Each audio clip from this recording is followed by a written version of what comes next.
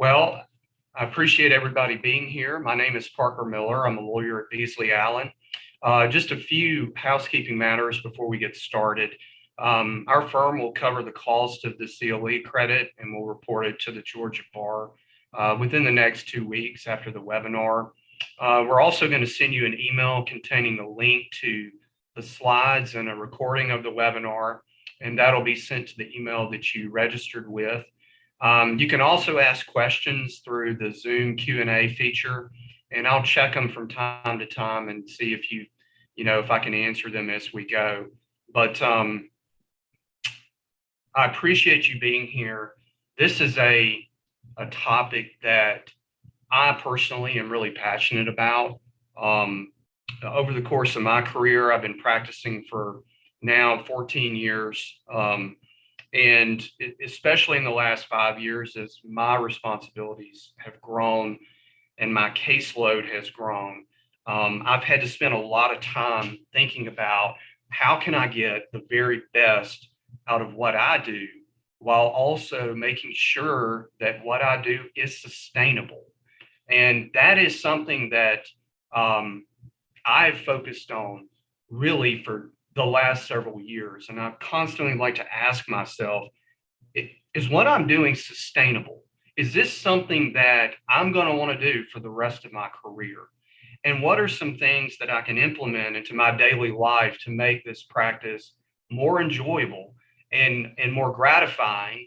So every morning I get up, I look forward to doing it. Because as we all know, whether you're exercising or whether you're doing any type of task, when the excitement wears off and it's still a grind, the luster kind of wears off, and it can kind of get in your head. And I frankly think this is it's got to be one of the most difficult professions there is, especially if you're going to do it for years. And so that's what this topic is about today. And I'm going to walk you through just some of the aspects of my career and what I'm doing. So it's interesting. When we were law students, and really when we were, even before we were in law school, we had this picture of what the practice of law was going to be like. We were going to wear nice clothes. We were going to go before the court. We were going to be seen as kind of an insider. And obviously, there's a lot of great perks to being a lawyer. But one thing they didn't really tell us is how difficult it really is. It's difficult in every way. This profession has a way of challenging everything you do. And if you cannot get a plan in place to juggle all of the tasks, whether it's, your family life, your professional life, giving yourself some time so you can actually do the things that you want to do, then obviously that's going to create a sustainability problem. This is one of my favorite quotes. And I think it's very true. It says, being a lawyer is easy. It's like riding a bike, except the bike's on fire, you're on fire, and everything's on fire. And there's another aspect of what we do that I think makes it so difficult.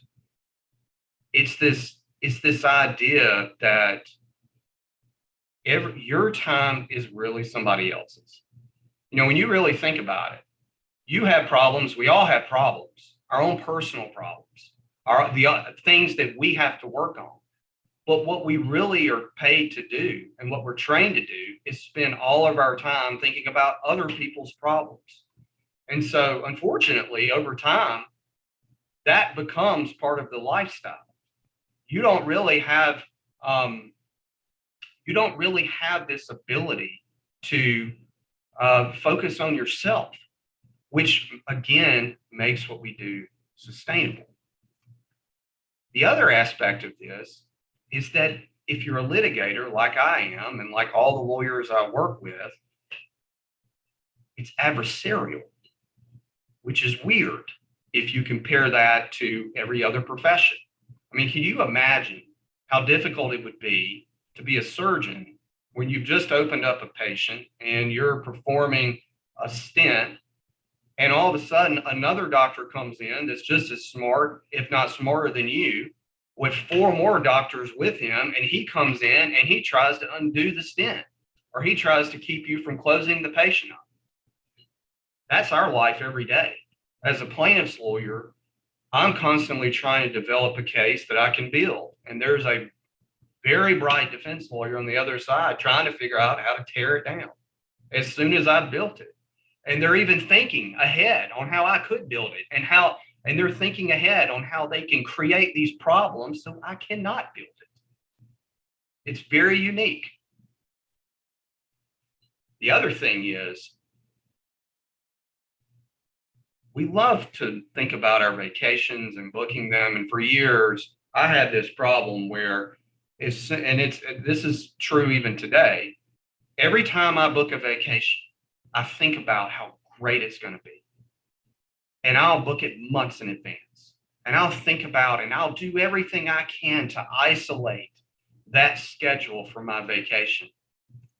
And then the week before the vacation, it's like the calendar shark comes in and tries to destroy the vacation. It never fails. And what's funny is oftentimes there are things that is very difficult to change. For instance, if a judge decides that he's going to set a hearing in the middle of your scheduled vacation, if he doesn't want to listen to you, then you've got to go forward with it. And there's nothing you can do about it. We're going to talk about all these things today. As I've started thinking through how, what is really the best way of dealing with all of these issues, what I've come to realize is that there are certain core concepts that are vitally important to your sustainability. And that's something that I really want to talk about today. And I've broken them down into these. The first is really your time. Your time is so valuable. It may be the most important commodity that you have. As a result of that, we have to come up with strategies to best manage time. The second part of this is your energy. The third is your mental outlook. The fourth is your work foundation. And the fifth part is your personal time. And finally, your finances. I'm going to cover that a little bit as well. So let's start with the top with your time. Now, as I said previously, time is the single greatest commodity. You only have so much, and as you grow older and get more responsibilities, there are going to be more and more distractions on your time. And just like you would prepare for an oral argument or prepare for a deposition, I believe and I've learned that you've got to prepare so your time is best utilized to your strengths. And so I've kind of developed this step process in making sure that I use my time to the best of my ability. If you think about it, so why are we trying to plan for our time? Well, I think there's two reasons. Number one is, as we said earlier, is to make your life more sustainable. But number two is to ensure that you are at your peak performance. And at your peak performance, you are doing your most difficult task that you need to be the most efficient in. So the first step is to accept, and that is accept that you don't have enough time. I had to do this a few years ago. I was representing the state of Alabama in the oil spill litigation, and it was an incredibly challenging case. And currently I'm representing the state of Georgia in the opioid litigation. And I also have other single event cases that I work on, such as negligent security cases and products cases and trucking cases. And what I've had to appreciate and what I've had to come to grasp with just like at every other point in my career, is there's not enough time to do every single thing you want to do in a given day. Number two is to determine, when is your mind the most efficient? We all know people that are morning people. Their minds are operating at light speed at 7 o'clock in the morning. We know other people that, when the sun goes down, it's like they wake up and it's like their mind just turns on and it operates at a level that basically everybody else would operate at 10 o'clock. Nobody is the same. Now, what I've learned, I'm a night owl. What I've learned, though, is the more I can push down that productivity time for me into the morning at some time, the better and more sustainable my career becomes. For the first few years as a night owl, when I was doing a lot of heavy lifting at night, it just wasn't, before I had small children, it may have been manageable, but right now it's just not. And I've almost had to force my way down to the 10 o'clock range. But everybody's different. So determine, when are you the most efficient, because then we can move to step 3. And that is, begin writing down your priorities. You want to prioritize your time around when your mind is hitting peak capacity. And that's so your task can be accomplished at a time when your mind is firing on all cylinders. This is going to make you more efficient. It's going to allow you to get things done much quicker. And it really doesn't take that much time to do. But when I say prioritize your time, I'm not just talking about your work task. Now, certainly, if you've got a brief you've got to do, and you've got limited time, you don't want to be working on a brief later in the day when you just are not yourself, when you're not as strong mentally.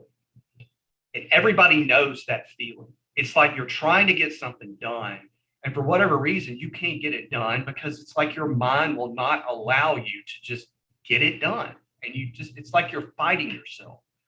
Whereas there are other times when it's just coming out. It's like a river.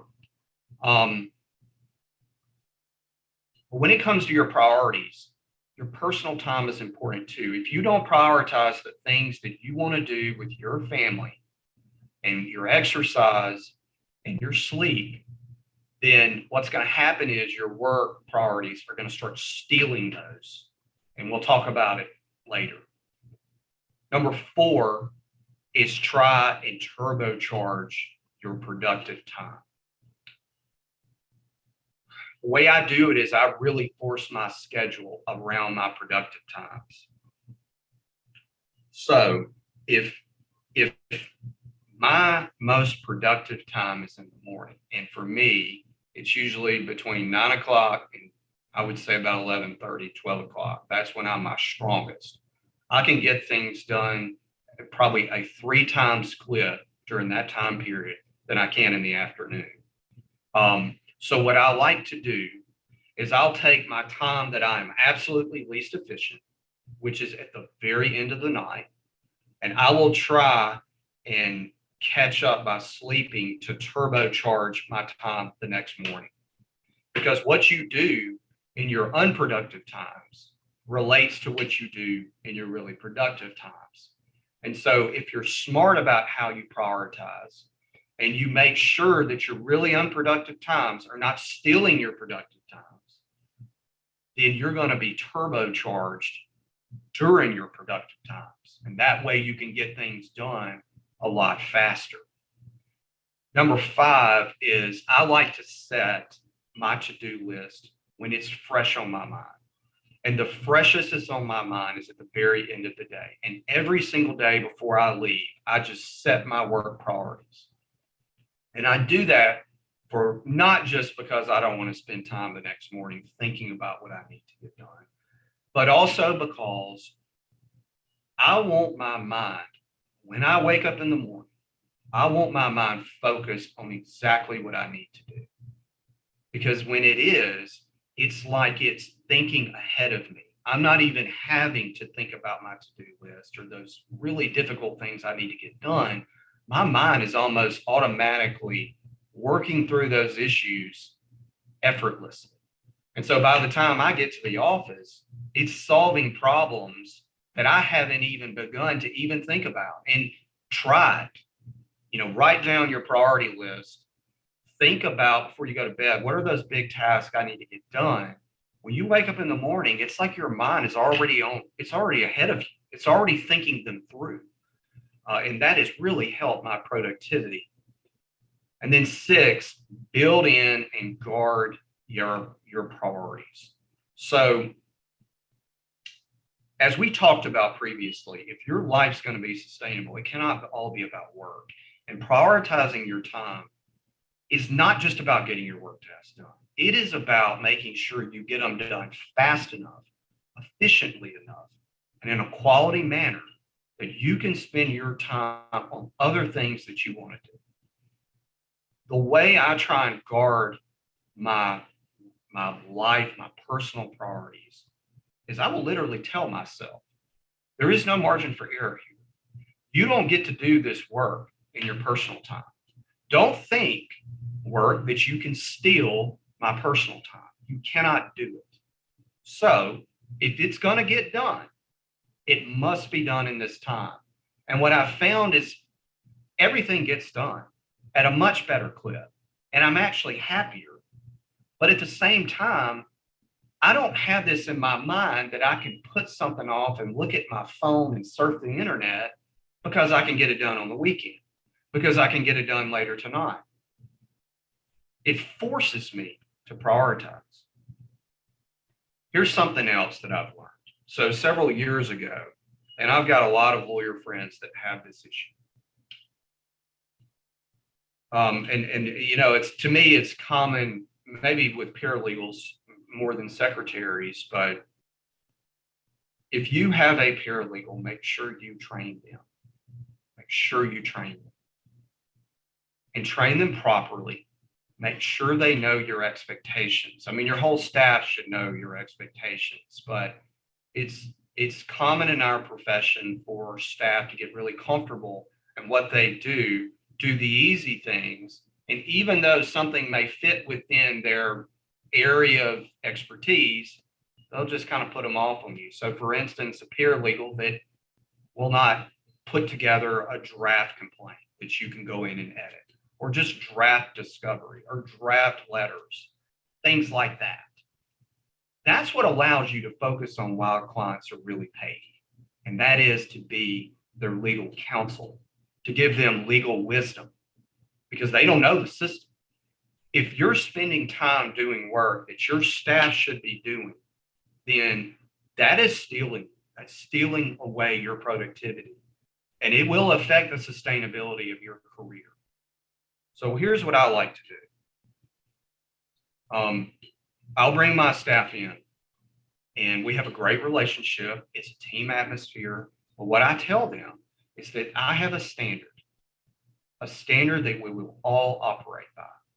And this is what everybody's standard is, and this is what we need to accomplish. If for whatever reason you got a problem with that, I need to know it, because I need somebody that can accomplish at this standard.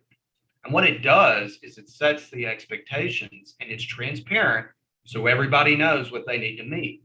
So if you've got a problem later, you can always relate it back to the standard.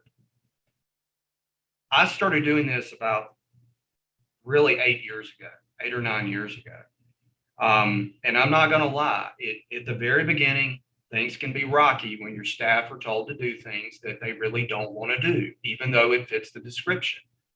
And it could be a little more difficult in this time period where the market is just crazy.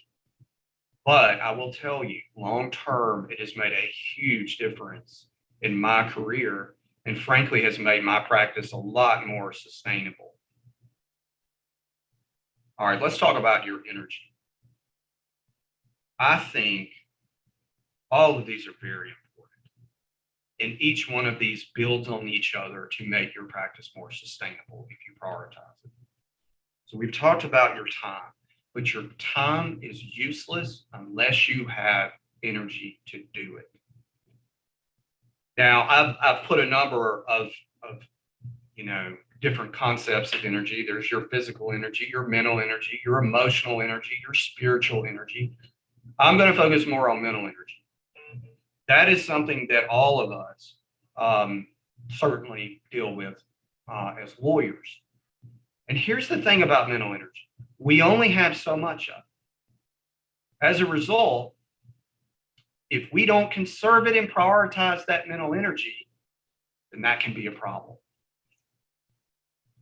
Here is how I like to allocate my mental energy. If you've got, or have you ever wondered whether or not mental energy, whether you have a limitless amount of mental energy, just take into account your clients that you prepare for depositions. And we've all seen it. In the first 2 or 3 hours, when the witness is being deposed, they're excellent. But then later in the afternoon, after they've had lunch and they're digesting their meal, it's like all of a sudden, what is going on? You're not listening to the question. You're not making sure you understand it. You're not giving coherent answers.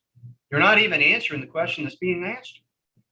It's because their mental energy is breaking down and they're running dry. The same happens to us. The reason I put this slide up is because for me, my mental energy is strongest in the morning. Now, I can allocate it, but it's the strongest in the morning. That is when things are just a lot more effortless, and I can get things done much quicker. But as we're going to talk about, we have to guard that energy. And one of the ways we can guard it is to try our best to reduce or mitigate stress and how we deal with it. And here are some of the ways that I do that. First of all, I'm very careful about dealing with really stressful things first thing in the morning. If you do that, it's going to zap your mental energy. I'm married. I said I had young kids. If I get in an argument first thing in the morning before I go to work, 9 or 10 o'clock, when I should be hitting on all cylinders, I'm not. As a matter of fact, by 10:30, I've got a really bad headache. I feel like I've worked the whole day. I can't, it's a struggle to get things done. That's why I try not have any controversy first thing in the morning. Now, sometimes you can't avoid it, and that's understandable. But I would tell you, do everything you can to protect it. If I've got a hearing late in the afternoon, then that morning I will do everything I can to try and just keep things dialed down. So I'm not having to exert mental energy. I try not to, if I'm dealing with really complicated things, I try not to do that until closer to my hearing, if it's important. Here's something else I do. I like to accept that problems are part of our job. We are problem solvers. If there were no problems, we probably wouldn't exist. And that's just a reality. And, our clients come to us with problems, but unfortunately, their problems are not going to end. They're only going to continue. And that's why we exist. And so when you get a mean email from the other side, or maybe the other side does something that's just underhanded, it really upsets you. Just accept this is part of the process. We're problem solvers. Another thing I do is I try and I'm honest with myself about my insecurities. We all have them. What are they? The reason I want to be honest with myself about my insecurities is because, when I feel like stress is bowling up inside of me, I can say, no, wait a minute. The reason you're feeling that way is not really because something bad has happened. It's just because when you feel like you're being rejected, it bothers you. That's all it is. It's a way that I try and handle it, and I found it to be very helpful. The other way is I try and manage toxic relationships. And this is personal relating to professional as well. And you can have obviously toxic relationships in the workplace. Obviously, sometimes you can't avoid that. I mean, you just simply may work with people and you may have no choice. You may work with people that they're just toxic to you, which means that either the way they communicate with you because of the way you're wired, it just bothers you. It makes you feel like less of a person. It may just annoy you. Try and avoid them the best you can. Now, if it's a relationship that you really don't have to have, there's no reason to have it because there are plenty of other people out there that are going to embolden you. They're going to make you feel better about yourself. You are going to jive with them. If you hang out with people that are toxic to you, that make you feel like that you're going to fail or that you're a failure or that you're not good enough, it's going to bleed into your productivity, which will affect your mental energy and how you allocate your time, and then how productive you are with your time so you can spend it with other people. So the other thing is, and for whatever reason, I'm not going to spend much time on this because I think it's obvious, but for whatever reason, I think our profession just thinks it's you get a bright star if you don't sleep. It's ridiculous. If I have the choice between exercising and getting sleep, I sleep. Now, I used to do it on the flip, but what I've realized is that nothing can solve my anger, my hard feelings about something, my stress level, than just a good night's sleep. It's the reason why couples fight like crazy sometimes at night. That's when they argue, if they argue, because your mental energy is drained and you just need to sleep to build a back up that governor in your head that'll keep you from saying something you wish you didn't say. I think this goes without saying too, but I will say this. Look, I'm on all of these, I'm not perfect at all. This is a battle every day for me. When I'm operating at peak performance, I'm usually exercising. And I usually exercise in the morning. I don't try and kill myself. I just try and do something. If I don't have time for a 30 or 45 minute or hour workout, I'll at least walk around the block for 15 or 20 minutes. And that's enough to clear my head and get me operating. And at least it's something. Here's something else. And this is something I do with my witnesses and depositions. I'll tell them, listen, when we go to lunchtime, you're not allowed to eat a hamburger. You're not allowed to eat French fries. We're going to eat a salad. And if you don't eat, that's fine too. The reality is what you eat and when you eat it can have a major impact on your mental energy and therefore your productivity. For me personally, I'm not saying this for everybody. I try and avoid eating much of anything during the day because I've found that I'm so much more productive. What I have found is when I eat, when my body is digesting that food, it's taking away energy from my mind. When I do eat, it's usually 2 or 3 o'clock, unless I have, a PR event or I'm taking somebody out to lunch. And even then, I'll eat as light as possible because I know that if I don't, I'm going to be battling what I ate later in the day, in addition to all of my clients' problems and all the work I have to get done. This has actually turned out to be a lot more sustainable than I thought. And I used to do, strict intermittent fasting, but I've kind of gotten off of that now. And it's just kind of some blend that's comfortable to me. I'll talk about this really quickly. Overscheduling. So if you overschedule your day, it's going to overwhelm you. It's going to make you feel like a failure at the end of the day if you didn't get it all done. So just be realistic with yourself about your schedule. Because if you're not, you may not be able to you're not going to be able to get everything done anyway, most likely. Be honest and realistic with yourself. Here's something else that has helped me a lot. Probably every 2 or 3 weeks, I'll spend some time and I'll make sure my office I've reduced clutter in my office. My wife's an interior designer, and one of the things she loves to say is that however your space is going to affect your mood.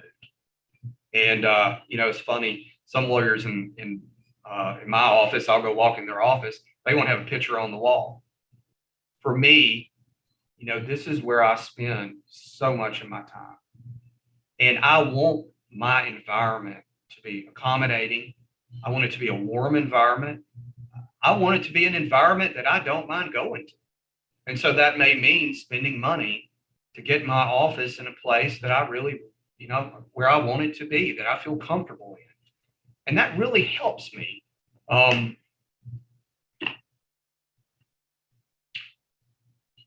Really quick on this. Now, I've learned over the past that if you're handling a really difficult subject matter, something you may not be as experienced in. For me, I learned this in the oil spill litigation.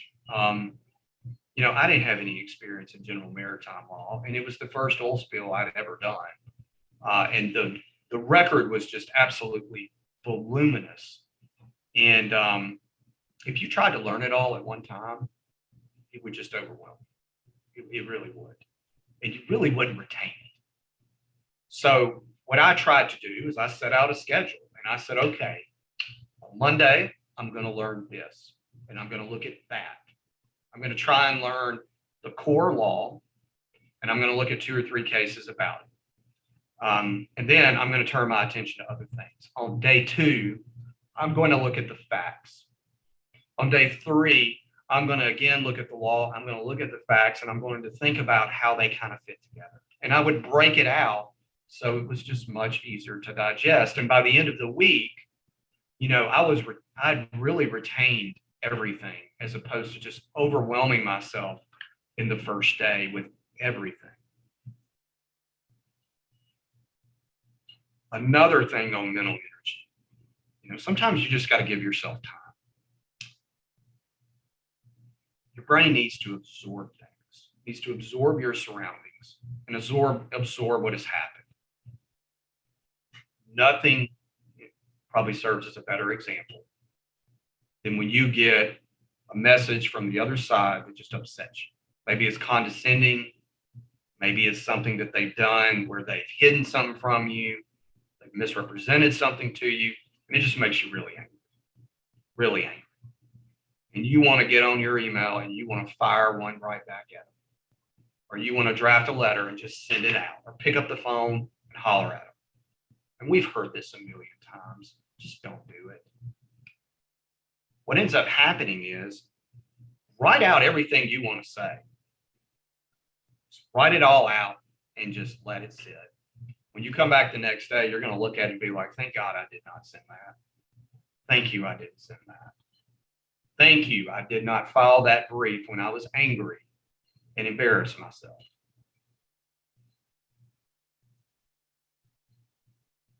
And this really goes more to what I was saying earlier. It's you can control your energy with your response, because what can happen is if you snap respond, after you send it, you're going to go look at what you sent. And then you're going to think, oh my gosh, I can't believe I sent that. And you're going to feel terrible. That will zap your energy too. It really doesn't take that much effort to just sit on it. Let's talk about your mental outlook for a second. Now, of course, I'm not a psychologist. A lot of this is based on me reading books and putting it into practice. And there really are a few books that I can recommend. One of them is a book called Hannibal and Me. It's based off of the famous Carthaginian general, Hannibal, who invaded Rome. And it is a fantastic book that I cannot recommend enough. Another book is called The Charisma Myth.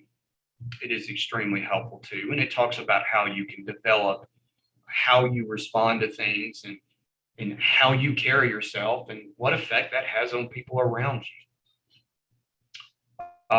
There's another book called The Wisdom of Insecurity that was written in 1952 or 53 by a former priest who was writing it in response to the nation at that time, which had become really ambitious and therefore very anxious, because people at that time were only thinking about the future and what they could accomplish. And their minds were always to the future instead of the present. And that generated an enormous rate of anxiety and depression during that time.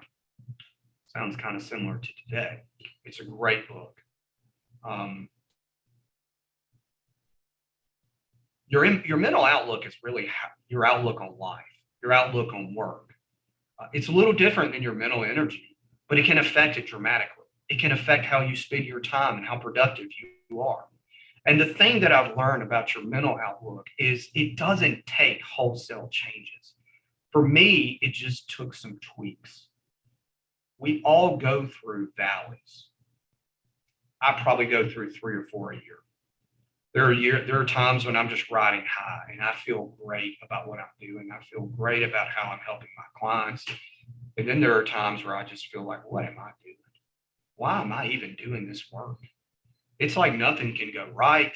And it's like, I'm just on an exercise bike, just going around and around all the time, doing the same thing every day. So one concept I wanted to share with you, it's called the surfer analogy.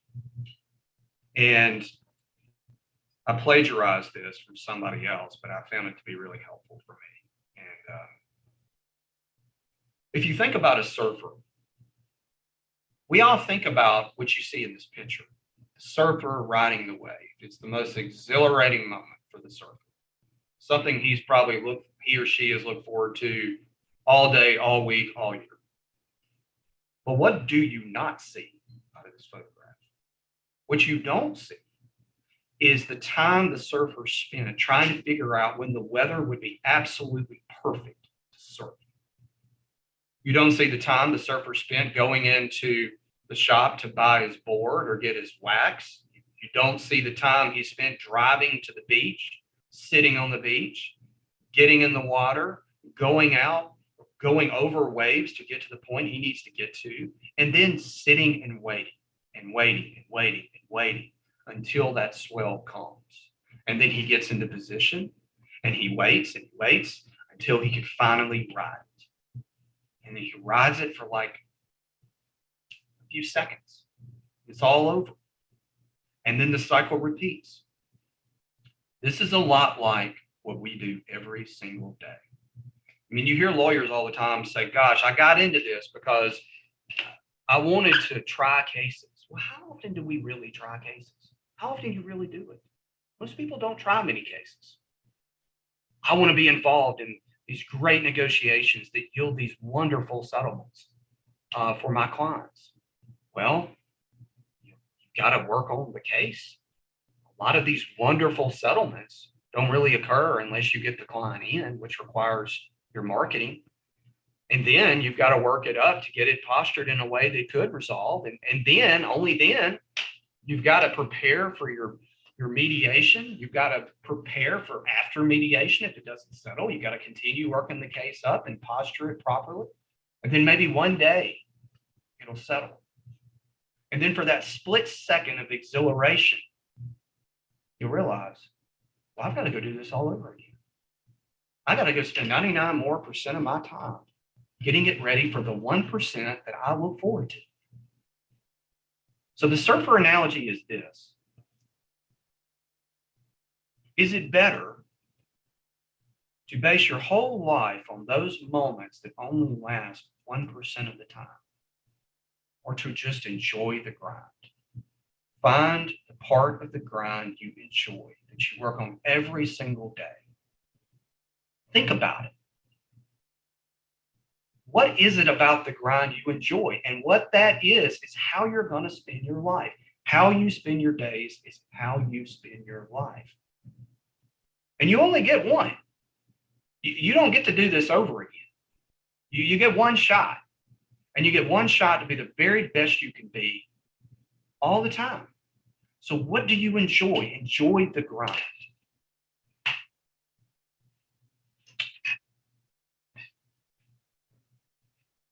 This is where be your best lawyer comes from. We have to be our best advocate. We have to advocate to ourselves about what we should expect and how we should work and the joy we really should get. And we need to set ourselves up and prioritize things so we can enjoy what we do. Things oftentimes start off around here and then they work down here and then you're here. How are you going to get back out?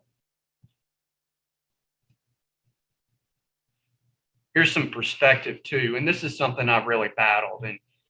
And The Wisdom of Insecurity, that book spends a lot of time talking about how anxiety and depression is based in both the future and the past and not in the present. The present is like a river. It is going all the time. It's never happened before, and it's never going to happen again because this is the one unique time that you're going to have. It's guaranteed. And it's the only time you can change anything right now. A lot of people get hung up in what's happened in the past. And what's interesting about that, if you ever think about a mistake you've made, and I know for me, anytime I've made a mistake in litigation, either in a deposition or if a case just didn't go my way, I've tried cases and gotten defense verdicts. And when that happens, I've looked back on it and I've thought, well, this was the moment. When I didn't ask that question, or when I asked it this way, or when I didn't emphasize this in the closing, that's where I lost it. Well, folks, life is chaotic. It's unpredictable. Things are coming at us a million miles an hour from all angles, especially us as lawyers. It's unreasonable to expect that we're going to be able to make perfect decisions every moment of the time. The decisions you made in the past and what you did are not static. You didn't make them in a vacuum. It's not like you just woke up and chose, well, I'm going to make a bad decision or I'm going to do something because I just want to make a bad decision. No, what you did is it was a confluence of events that occurred. And as a consequence of that, you did what you did. And perhaps you thought at that time it was the right thing to do. And we lawyers are notorious for Monday morning quarterbacking other lawyers. We get like some snippet of the facts and we think, oh gosh, I would have done this. If you're a defense lawyer and you settled a case for an amount and you think you did a good job, and then you find out months later that somebody else settled the case, but they settled it for less than you recommended your client, you may feel like a failure. A plaintiff's lawyer that does the reverse of that may also feel like a failure, but the reality is the decisions you made in the past were not made in a vacuum. They were made taking into account a bunch of things. And the reality is we're some of the most educated people in the world, working in perhaps the greatest profession in the world, also the most challenging profession in the world. I want to talk about the future. This is something that I haven't struggled as much with the past as I do with the future. My mind's always in the future. I'm always thinking about what can happen. I'm always thinking about, well, can I get this? The problem with that is the future runs from me every day. If you're the person that's always wanted a second home and you think about it all the time, you think about one day getting it, and that's where your mind is. You're not enjoying the fact that you have the life that you always wanted, just 6 years ago. Right now, what you wanted is what you wanted 4 or 5 years ago. But yet, once you get there, you think about something else you want and you focus on that, and the future just runs from you. So what I try and do is dial down and I think about right now. Also, some other concepts to just control your mental outlook is guarding your mind.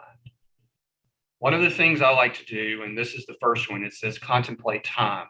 Most of the things we do that may upset us are really not going to matter, really within days, if not weeks, if not months, if not years. The things that are really going to matter are the things you should stress about, no question. And it's totally understandable to stress about the things that, from day to day, absolutely. But if you contemplate time and what really matters, it's going to frame your outlook properly. We talked about the past versus now versus future, but the one I also want to focus on is me versus I. And this is a concept that has been discussed in a number of books, but here's basically what it says. Me is really, it's the person within me that's just observing the world. It is nothing beyond that. It's not a lawyer. It's not a man. It's not a husband. It's not a great person. It's just me. I'm sitting here. I'm talking to you, and I'm observing things. That's reality. I is the person that you project out. It's your third person. It's that person that you look at and you say, that's the person I want everybody to think about. That's the person that I want people to think of. And we compare ourselves to that person when what we really are is just somebody observing life. We're observing things. That's it. We're just present. The anxiety that we develop is based upon what we project. It's not even what we really are. Another thing is thinking about your mind state. So, for instance, I just really want to be successful. What is it like to be successful? And if you read books about this, they'll say, this is very similar to somebody that cannot swim, that's in the water, and they're just paddling, paddling, paddling, trying to swim. And what happens? Well, they just drown faster as opposed to just being still. To let things happen. Sometimes the more you try, the further away from your goal you get.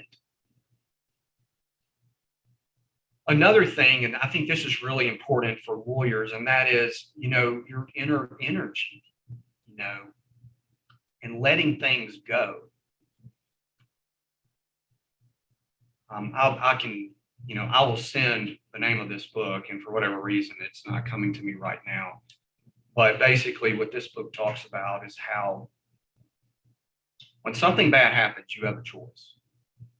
You can either bowl it up inside you, and if you do, that negative energy will stay inside of you and it will affect your outlook. Or you can just let it go. You can just say, okay, fine. If you do, it will come in you and it will go back out. And your energy, positive energy force will stay the same. It won't be affected. But if every time something bad happens, you get it, you get angry, you bowl it up, you don't just let it go. And the faster you can let it go, the better. It won't become part of you. It won't stay with you. The better off you're going to be. The better your experiences are going to be. One other thing that I want to show is settlements and verdicts. It's very easy as a lawyer to look at other people getting really good verdicts, really good settlements, and think that you're a failure because you're not getting that. But a lot of times, a really good settlement is, most of the time, a really good settlement is a product of a really good case. Or if you're on the defense side, a bad case. A bad verdict or a good verdict is oftentimes a product of the type of case it is.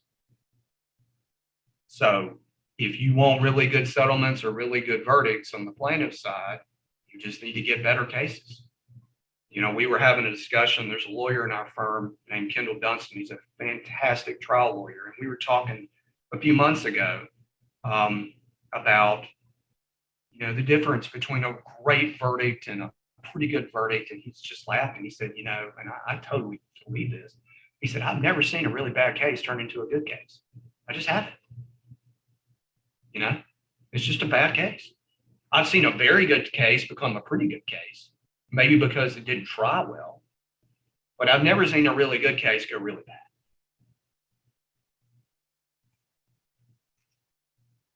It's interesting is context here. If you look at this whole screen, what you see are numerous galaxies, and they have billions of stars in them. And most of these stars have already burned out. And they burned out millions of years ago. But we're just now seeing them because it took that long to get to us. But they don't exist anymore. But you would think that's the whole universe, right? I mean, you're looking at trillions of stars. probably thousands of galaxies, but it's only this box. That's the perspective. Let's talk about your work foundation. Now, there's a lot of things you can do to make your work better for you. But I'm going to talk about, and there's a bunch of different ways I can go with this, but I want to talk about work foundation and how it affects the sustainability of your career and your happiness. The first thing is, what do all of these have in common? Well, every time you drink a Coke, it's going to taste like Coke. Every single time. Every time. So when you go back for the fifth time, when you get a Coke, you're expecting a Coke. But not only are you expecting a Coke, you know you're going to get it. With Apple, you know that their devices are going to work. They're going to be aesthetically pleasing. You're going to enjoy it. You're just going to enjoy the device. And with Amazon, it's going to be easy. It's going to come to your house every day, like they do every day at my house. That is their brand. And what they are is what you expect. The same for us. You know, every now and then I have to speak to the younger lawyers in our firm, and I really press this to them, especially when they're starting out, but even now, because you have to be reminded of this. What is your brand? What is the standard by which you're going to hold yourself to every single day that is unique to you? So every time somebody comes and works with you, they know what they're going to get and they keep getting it. And that's the key. They keep getting it. Your brand, which is really your credibility, develops a margin for error for you. It develops a trust level for you. It makes your firm more sustainable. It makes you more sustainable. And it develops a very clear directive from you to you on what you expect. So everybody, every time they drink that Coke, they know it's going to taste like Coke every single time. Case selection. This is another foundational aspect, but it will affect your time, it will affect your resources, it will affect your mental energy, and it will affect your pocketbook. It will also affect, your mental outlook. Stay within your specialty. If you want to expand your specialty, that's fine. But if you get involved in something where you really don't know what you're doing, that's going to affect the sustainability of your career. It's going to affect your mental outlook because you're going to feel really bad if you take a case and you work on a case and you don't know what you're doing and the case goes downhill. Number two is your client. If you've got a really bad client, if you have the ability to pick your clients, you need to pick carefully. A bad client can ruin a good case. I have seen that time and time again. Damages. Why do you want to work on a case that is not going to be worth it to work on? That's going to affect it's going to affect everything. You want to be working on cases that are worth your investment. Other things like, are you taking cases you think the other side will fear? Are you taking cases you think you can settle? Are you taking cases you think no one will try? That's interesting. I know people that will take cases because they think they can settle them, but they know that they would never try them. Well, you don't have any leverage, and ultimately you're going to teleport that to the other side anyway. Spend time on the cases that you are excited to try, that you know you will try. Another thing is just be realistic. And I talk about a wish versus reality, which is that's confusing what you want or what you wish could happen with what actually is. Another thing is an illusion. That is confusing the way things appear to be versus the way they actually are. And I see this more often in the preparation for mediation and at mediation, as well as at trial when you're preparing.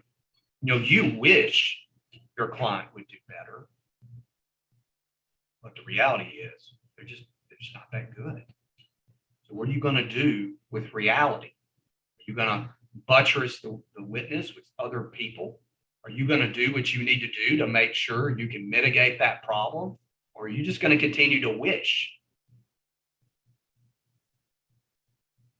Other things on work foundation really quickly. Toxic environments, you want to stay away from.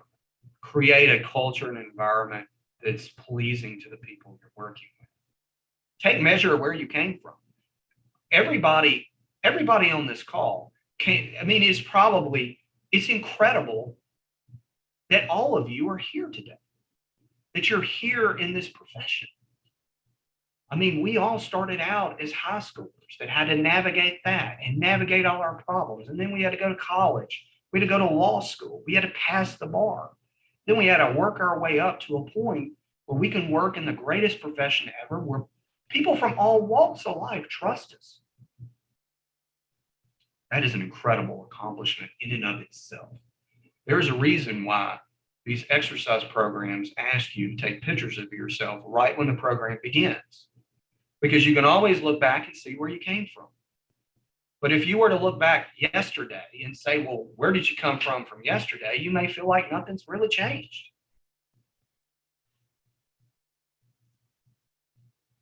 I heard this and it's funny. I heard somebody talking about this the other day.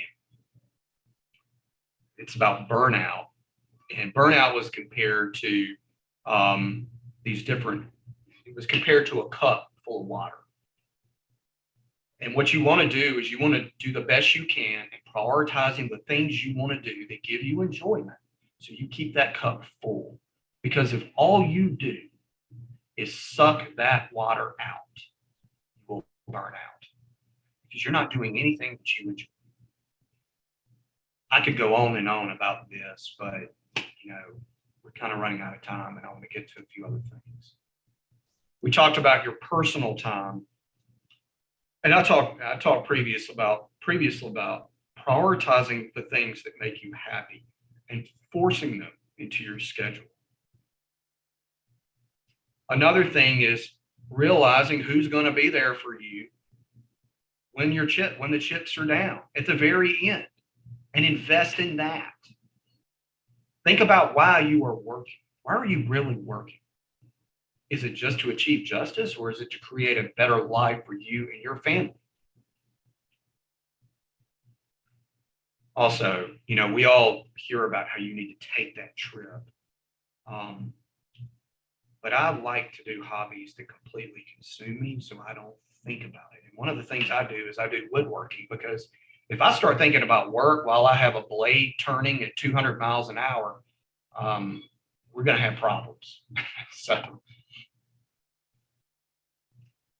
All right, finances. And this is the last part. Why am I going to talk about this? Because nobody really wants to talk about it. A lot of times it's the only thing left after you've worked your tail off at the end of the case. You get to know your client, you work with them, you bust your tail to help them. You spend time away from your family, and then finally you get a result for them. And hopefully they're happy. And then they go away out of your life. And maybe you follow up with them from time to time, but then it's over. What do you have left over? After all that work, after all that time you spent away from your family, away doing things that you wanted to do, spending time building your firm, going to all these marketing meetings, what is left? It's the currency that you brought in that's paying you for all that blood, sweat, and tears and all that time. And so the question is, at the end of the day, what's left over from that? How are you giving that away? How are you giving away the time that you spent doing things that you maybe didn't prefer to do?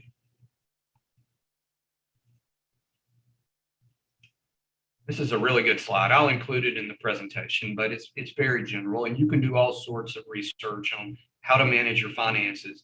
One of the things that I heard from I'm not going to mention his name, but he's a very successful lawyer and has offices all over the country. We were talking one day about personal finance because I'm just really interested in it. And I grew up in a household where my entire household is interested in the stock market. And so, even before I went to college, I understood it in the real estate market.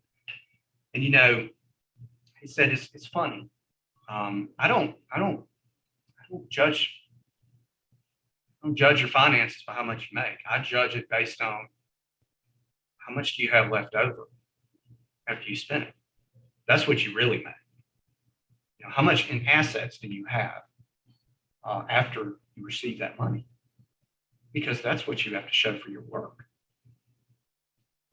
I think he makes a good point. And that's not to say that we don't need to have a good time and we don't need to do things, but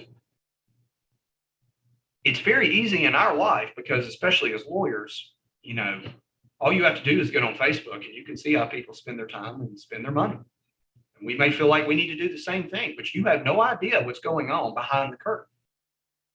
And you talk to any financial person in the city of Atlanta or in the state, and they will tell you that not all is really what it appears to be. This is especially true in financing, where more so than ever, you can leverage money to get bigger and greater things that people just a generation before can never dream of. Here's a few points I wanted to make when it came to finances. And of course, I'm not a financial expert. The first thing is insurance. Disability insurance is critical. If you lose your eyesight, how good of a lawyer are you going to be? How are you going to be able to support your family? If you lose your hearing, if you're paralyzed, if you suffer a brain bleed, if something happens that takes you away from your work, are you protected? And it happens every single day because we know from what we do that it happens every single day. And this is really not that expensive. The other thing is life insurance. Get life insurance. This makes sure, and this will put your mind at ease, that if something ever happens, if you're killed, that you know your family is going to be taken care of. And the earlier you do it, the cheaper it's going to be. The other thing that I have on here is just hire a professional. Have somebody that's going to keep you accountable. But here's the main thing I want to talk to you about. It's called compounding interest. A lot of lawyers do not understand compounding interest at all. And it is vitally important, I think, to understand compounding interest because it takes all that blood, sweat, and tears that you put into your cases and it multiplies it over time. If you'll only participate, it multiplies it. Try and understand this. One of the things that I would suggest, there's a great app in the App Store. It's called, I believe, it's the Compound Interest Calculator. And you can play with it and do all sorts of things. And I have a slide just to show you the importance. So this slide basically is a graph, as you can see. And let's assume that between age 21 and age 41, you invested $24,000, and then you didn't invest anything else. By 67, based on average market returns of 8%, which is what the S&P 500 returns, the historical market says that you're going to accumulate up to $471,000 from just a $24,000 investment if you will only give it time to work. That's substantial. However, if you start at age 47 and invest the same amount to age 67, it's going to be worth $59,000. Now, I realize lawyers don't like to talk about money. It's a taboo thing. But we work to be paid. And then our financial security affects our mental energy, our outlook. It affects how we appreciate our life and what we're doing. And if we're not taking care of ourselves financially, it's going to bleed into everything else and make us question everything. In conclusion, I put a few books that I think are really good. I knew I'd put it somewhere. The first one is Hannibal and Me. There's The Charisma Myth. The Untethered Soul is the book I was thinking about earlier. It is a wonderful book. It truly is. I put The Wisdom of Insecurity, Fall Upward. That talks about the two phases of life and how people transition between them. There's The Art of Happiness, which is bestseller. The next one is a great book in terms of how you process just current life events and the effort you put into things. The Ride of a Lifetime is by, and you've probably seen it before, but this author was the CEO of Disney. It's a wonderful book. And then obviously there's How to Win Friends and Influence People. It was written decades ago, but still has a great application today. With that said, that's the end of our presentation. And if you have any questions, I'll be happy to answer them. Otherwise, I really appreciate you attending. And if you thought it was helpful, please let me know. Again, we will submit all this as COE credit to the Georgia Bar. I think we got a question about do you need to send your name and your bar number to register? I believe you had to include that, so you should be fine there. I don't see any questions.